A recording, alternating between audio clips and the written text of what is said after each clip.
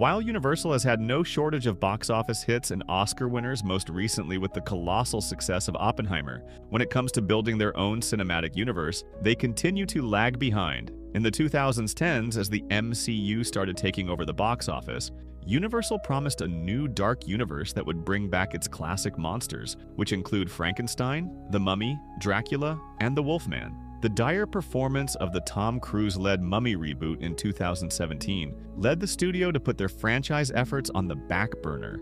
Their more recent attempts have seen far more success, with Renfield and Abigail both being fun, yet somewhat forgettable vampire updates. They were entertaining horror comedies, but they didn't exactly make audiences desperate for more lore.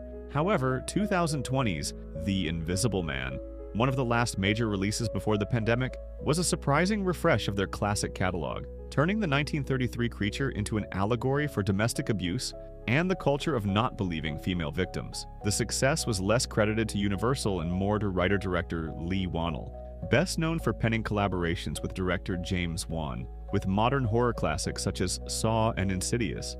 Thus, even though the dark universe got off to a rocky start, expectations were permitted to be high for Whannell's second Universal Monsters reboot, Wolfman. But alas, the finished product doesn't feel like a Whannell film, or even a Universal Monsters one. It's tainted by the bland, repetitive brand of Blumhouse, the production house by Jason Blum that has churned out some of the worst horror releases in recent years for Universal, namely Five Nights at Freddy's, Night Swim, and Exorcist Believer. Leigh Whannell's Wolfman is a modern reboot of 1941's The Wolfman, a reboot of the 1941 movie starring Lon Chaney Jr. in the titular role. 2025's Wolfman follows a somewhat similar premise of a family man who gets bitten by a werewolf, instigating an excruciating transformation. But where the original focused on the curse's impact on a small English countryside town, Whannell's reboot zeroes in on one family. Blake, Christopher Abbott, a 30-something unemployed writer living in New York, takes his unhappy and distant wife, Charlotte, Julia Garner, and their young daughter, Ginger, Matilda Firth, to his father's farm in Oregon, where he had an unusual childhood. As we see in the first 20 minutes, his ex-military paranoid father would take a young Blake hunting, despite the rumors of a missing hiker now stalking the grounds as a werewolf. In the current day, Blake's father is finally declared deceased years after his disappearance, and so the family travels to the farm to clear out the house. It's an opportunity for them to reconnect with each other, especially Charlotte and Blake, but it's also a chance for Blake to discover what really happened to his father. Once there, they crash their van and are stalked by an unseen bipedal creature, and Blake gets bitten. They take shelter in Blake's childhood home, and from there it's a battle between the clan and the monstrous force trying to make its way in, until the real danger starts coming from inside the house. Wolfman's characters are bland. What makes the majority of Wolfman such a disappointment is the first 20 minutes. The opening act promises a far more interesting tale than the one we eventually get.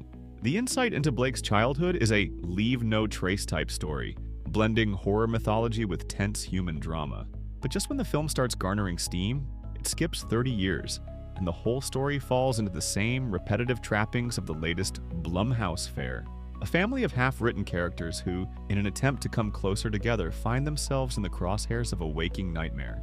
Blumhouse yet again promises a horror experience like no other, only to serve up a boring, contrived family drama that lacks scares and hammers home the importance of the all-American family unit. The saccharine moments between Blake and his daughter, and the overkill hammering of the audience to remind us that Blake is a family man through and through, supersede any sense of atmosphere or dread.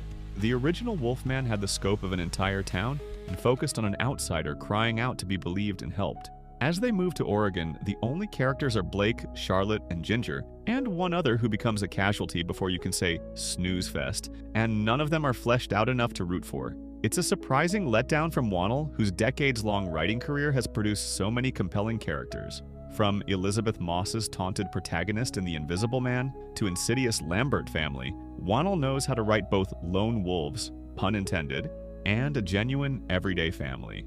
But here, Blake and Charlotte are bland stand-ins with their conflict and character depth defined by plot devices we've seen a million times before. Wolfman is a story of man, animal, and nature coming to a head, so turning the reboot into an essential home invasion story is an immensely ill-suited choice. The second act of the movie is Charlotte and Blake trying to stop the outside werewolf from coming inside. The forest and vast landscape of the Oregon countryside are wasted, and Wolfman starts to resemble just about every other Blumhouse movie. To its credit, there are some decent gore scenes and the practical makeup is done well, but not enough to distract from some pretty laughable special effects. Compared to the original and even the 2010 version that won the Oscar for Best Makeup, Whannell's version isn't breaking any new ground. Christopher Abbott and Julia Garner give flat performances in Wolfman. The performances, unfortunately, aren't any better, as Christopher Abbott feels out of depth here. Known predominantly for character-focused dramas, such as shows like Girls and movies like Sanctuary and Poor Things, leading a studio horror movie in a role that demands a feral, tragic performance may not have been the right project for the skittish, introspective style of Abbott's acting. His talents are much better suited to atmospheric, slow-burn horror fare like a 24's It Comes at Night.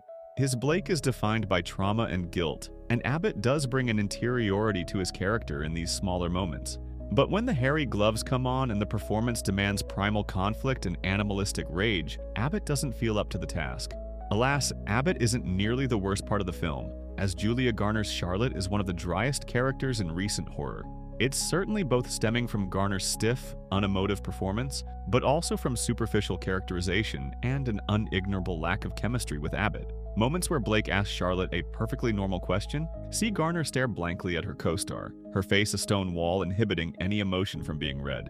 With Abbott just off his supporting role in Craven the Hunter and Garner set to play the Silver Surfer in the MCU's Fantastic Four movie, it's sad to see the two actors' talents wasted in material that isn't suited to them. Both have seen tremendous success in prestige TV and smaller indie dramas, and Wolfman suggests that that's where they should stay. Whannell's The Invisible Man was a masterclass in balancing homage and update and set the standard for the Universal Blumhouse horror reboots. Wolfman doesn't reach the heights of Whannell's last feature. It dissolves into the sea of similar hollow, glossy, big-budget horrors that have become more and more frequent and almost always come from Blumhouse.